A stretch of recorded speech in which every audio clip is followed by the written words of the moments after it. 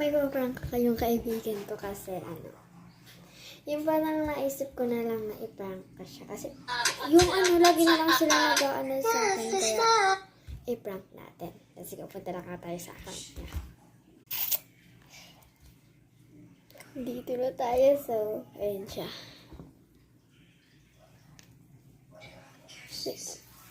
So, magano tayo. Tignan na.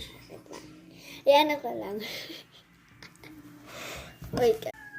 Ignoring prank tong gagawin ko, guys. Kasi nga, di ba, ignoring prank to. Sabi ko, follow mo lang yan. Okay daw, sabi na, follow ko na.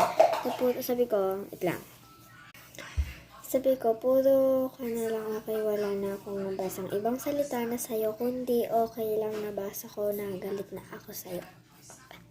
Wait lang, tingnan natin kung di ba nga yun, sana ko nagsabi siya. Oh my.